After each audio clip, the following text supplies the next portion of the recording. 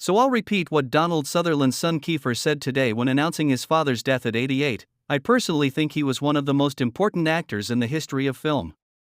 Despite the first-person qualifier, this is as close to a statement of fact as you'll find. Few actors were in as many artistically significant films all through their lives, decade after decade, or were as integral to the medium's success and longevity. Few actors committed as ferociously to every role, large or small, labor of love or work for hire. Few actors were so damned much fun to watch. Donald Sutherland was great and beloved.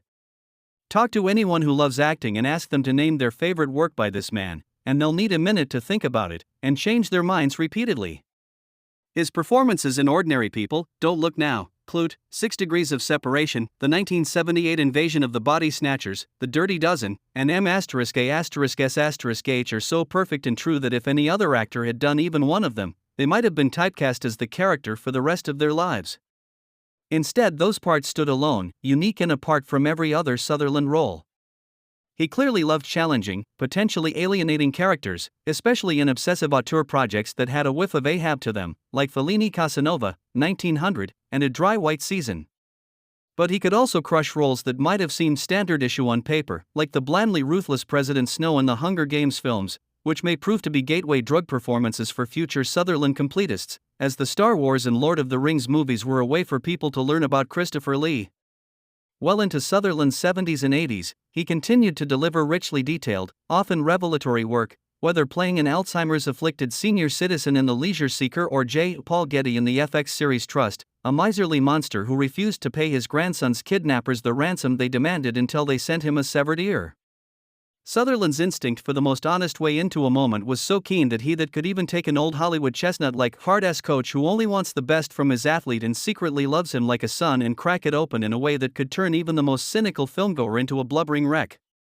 That was Without Limits, the funeral scene of which belongs in the sports movie Tear Gas Hall of Fame, alongside Gary Cooper as Lou Gehrig in The Pride of the Yankees telling the crowd he's the luckiest man on the face of the earth.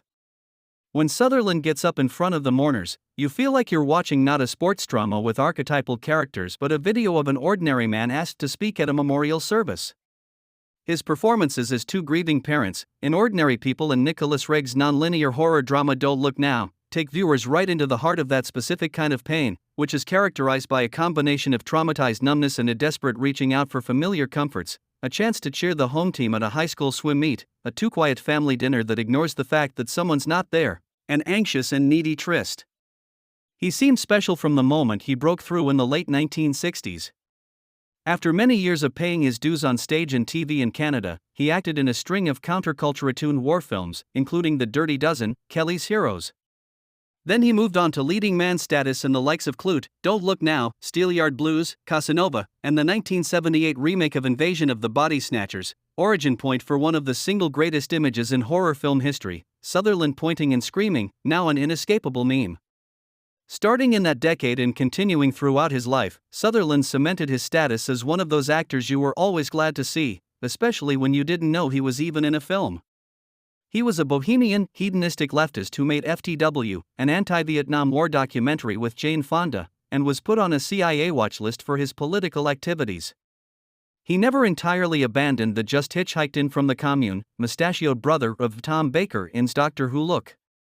In a 2017 profile on 60 Minutes, he said he'd tanked his first movie audition because, according to the producers, the part was for a guy next door sort of guy, and to be absolutely truthful, we don't think you look like you ever lived next door to anybody.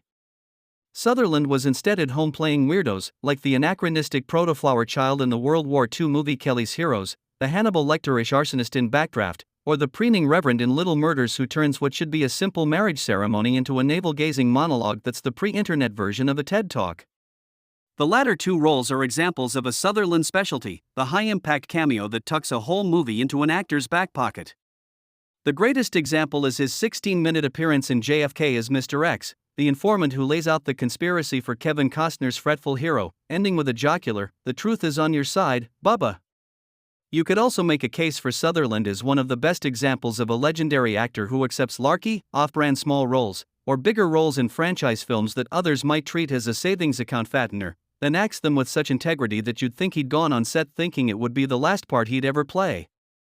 Besides his short-duration deep-impact work in JFK, Backdraft, and Little Murders, consider his slapstick performance in just one shot of the Kentucky Fried Movie, in a trailer for a non-existent disaster film called That's Armageddon, his silent, entirely physical performance as the tormented psychologist and would-be weather machine technologist Wilhelm Reich in the music video for Kate Bush's Cloudbusting, or for that matter, his voice role on The Simpsons as Hollis Hurlbut, the head of the Springfield Historical Society, and Lisa the Iconoclast, in which he takes what might otherwise have been a lightly ironic farce about a historian learning the truth behind a legend and turns it into the quietly heartbreaking story of a man processing the revelation that he built his professional identity on a lie, then moving on from it.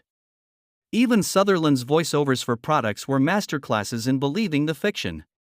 A 2008 ad for Simply Orange Juice becomes the pitchman's version of a sonnet.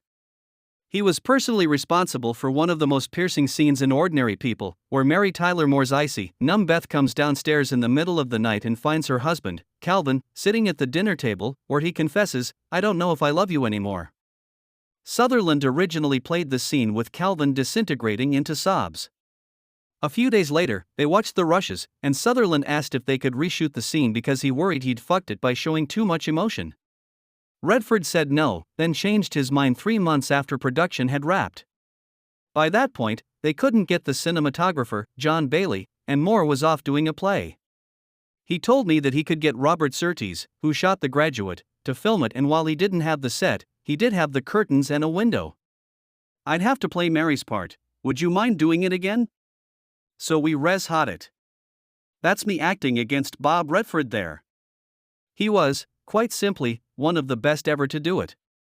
But at the same time, paradoxically, he was one of the least widely recognized for his consistent greatness, at least by the Academy of Motion Picture Arts and Sciences, which hands out Oscars. Sutherland finally got an honorary statuette in 2017 for Lifetime Achievement, 55 years into his acting career, after never being nominated even once in regular competition. Why? Maybe it was because Sutherland had a rare ability to be dashing or assertive and otherwise make audiences feel they were in the presence of a true and thrilling leading man, some kind of movie star, while at the same time making you believe you were just watching an uninflected record of a guy doing what that specific guy would definitely do. Often Sutherland was as good as whichever other actor from the same film had been nominated for an Oscar, and who might not have gotten nominated without Sutherland providing such sturdy support. Consider Ordinary People, the Best Picture winner for 1980. It got 6 nominations, including Best Picture and Director, Robert Redford, Best Adapted Screenplay, Alvin Sargent, Best Actress for Mary Tyler Moore, and Best Supporting Actor for both Timothy Hutton and Judd Hirsch. Hutton won. Nothing for Sutherland. On Entertainment Weekly's list of the 25 worst Oscar snubs for acting, this one came in at number 15. You could call it blatant injustice. Or you could say that Sutherland's greater reward was knowing how extraordinary he was all the way through, so good that people would continue to complain about his non-nomination for the rest of his life, and beyond. In quite a few years, his not-nominated performances were as good as or better than whatever won. One film I'd put in that category is 6 Degrees of Separation, the Australian director Fred Skepic's dazzling, non-linear 1993 adaptation of John Gay's play, starring Sutherland and Stockard Channing as hotshot art dealer Paul Kittredge and his socialite wife Wisa, and Will Smith as Paul, the brilliant, earnest, secretly gay hustler who charms his way into the Kittredge's townhouse. Channing deservedly got nominated for Best Actress.